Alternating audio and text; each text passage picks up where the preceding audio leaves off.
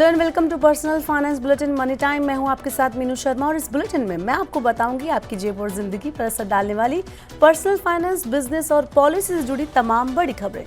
तो चलिए फटाफट शुरू करते हैं इस बुलेटिन में खबरों का सिलसिला। 2 जुलाई को संचार मंत्री ज्योतिरादित्य सिंधिया ने साफ किया है कि सरकार वोडाफोन आइडिया यानी वीआई को पब्लिक सेक्टर यूनिट यानी पीएसयू बनाने का कोई इरादा नहीं रखती है। भले ही कंपनी अपने बकाये को इक्विटी में बदलने के विकल्प तलाश रही हो, लेकिन सिंधिया ने इस पर एक इंटरव्यू में कहा कि सरकार की हिस्सेदारी 49% से ज्यादा नहीं बढ़ सकती। हमारा उद्देश्य वोडाफोन आइडिया को पीएसयू बनाना नहीं है। मंत्री ने यह भी बताया कि हर टेलीकॉम कंपनी को अपने बकाये को इक्विटी में बदलने की रिक्वेस्ट करने का है, लेकिन ऐसा हर मामला दूरसंचार विभाग यानी डीओटी और वित्त मंत्रालय की पूरी जांच पड़ताल के बाद ही आगे बढ़ता है। साथ ही उन्होंने कहा कि हर ऑपरेटर को इक्विटी कन्वर्जन के लिए अप्रोच करने का हक है। भारतीय एयरटेल ने यह अधिकार इस्तेमाल किया। डीओटी की एनालिसिस पूरी होने के बाद मैं उस पर कोई फैसला नहीं लूंगा।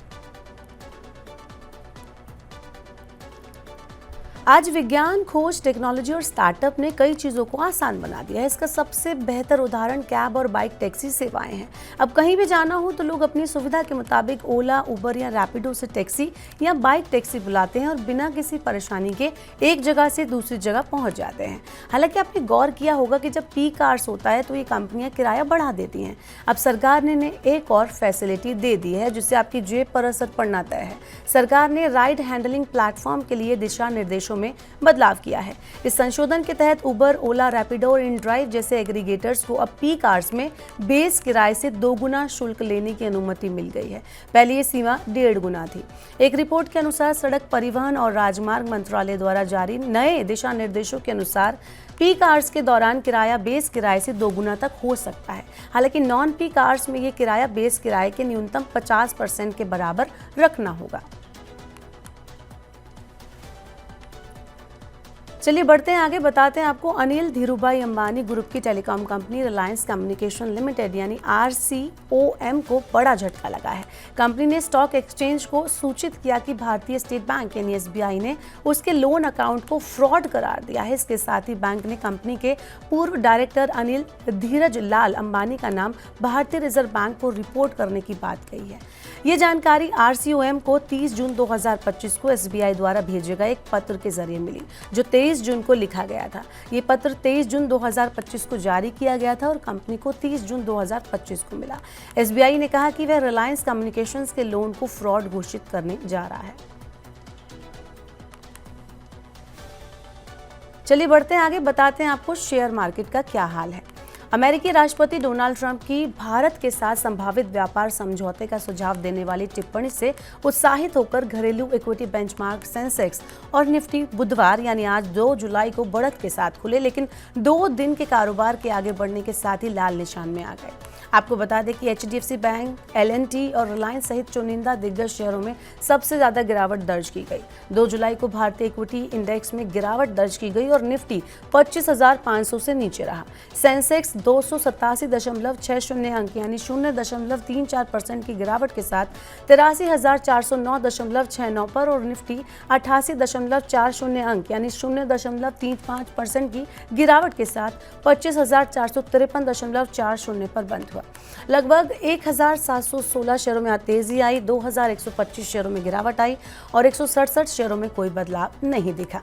सबसे ज्यादा गिरावट वाले शेयरों में Shriram finance, Bajaj Finserv, IndusInd bank, HDFC life, LNT शामिल हैं, जबकि बढ़त वाले शेयरों में Tata steel, JSW steel, UltraTech cement, Maruti Suzuki, Asian paints शामिल रहे।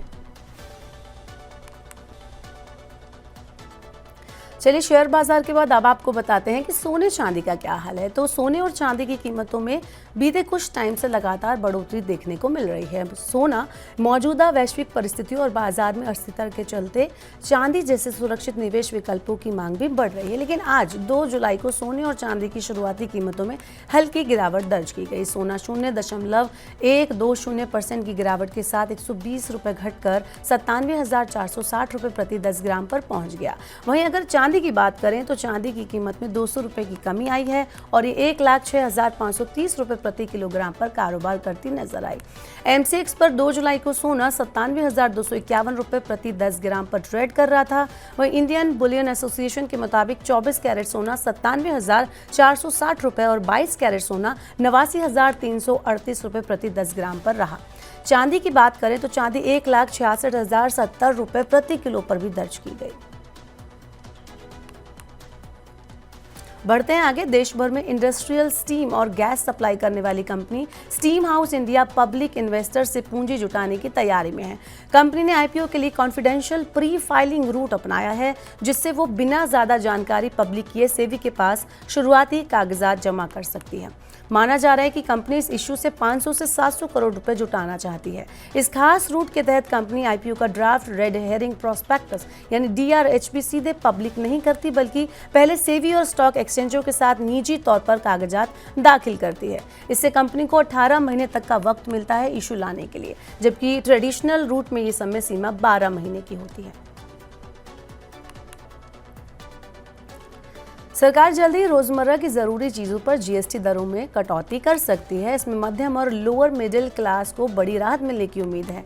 रिपोर्ट के अनुसार टूथपेस्ट, प्रेशर कुकर, जूते, कपड़े, साइकिल जैसी चीजों पर लगने वाला GST घटाया जा सकता है। सरकार इस कदम से बढ़ती महंगाई पर लगाम लगाने और आम लोगों की जेब को राहत देने की कोशिश कर रही है।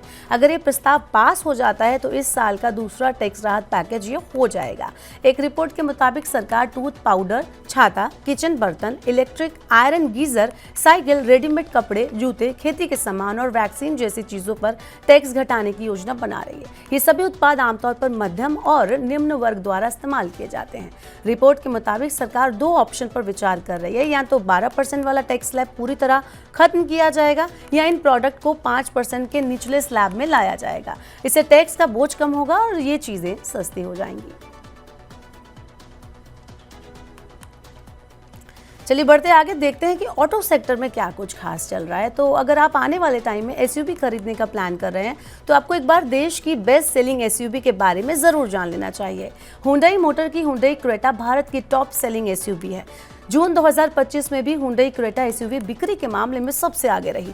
बिक्री के मामले में ये SUV Maruti Suzuki Dzire, Ertiga, Brezza, Mahindra Scorpio और टाटा निक्सॉन जैसी कई कारों को टक्कर देती है। भारत की top selling SUV Hyundai Creta को जून 2025 में कुल 15,786 कस्टमर्स मिले। इसमें क्रेटा EV के ग्राहक भी शामिल हैं।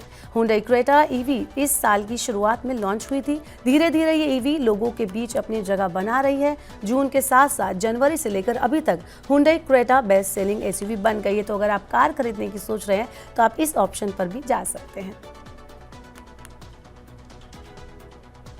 तो फिलहाल के लिए मनी टाइम में इतना ही। वक्त हो गया आपसे विदा लेने का। अब आपसे होगी कल मुलाकात। पर्सनल फाइनेंस से जुड़ी खबरों को पढ़ने, सुनने, उनसे जुड़े खास कार्यक्रमों को देखने के लिए आप मनी 9 के YouTube चैनल को जरूर सब्सक्राइब कर लें। साथ ही आज का हमारा मनी टाइम आपको कैसा लगा, नीचे कमेंट बॉक्स में अपना फीडबैक हमें देना ना भूलें। फिलहाल के लिए इस बुलेटिन में इतना ही। बने रहिए मनी 9 के साथ। नमस्कार, शुभ रात्रि।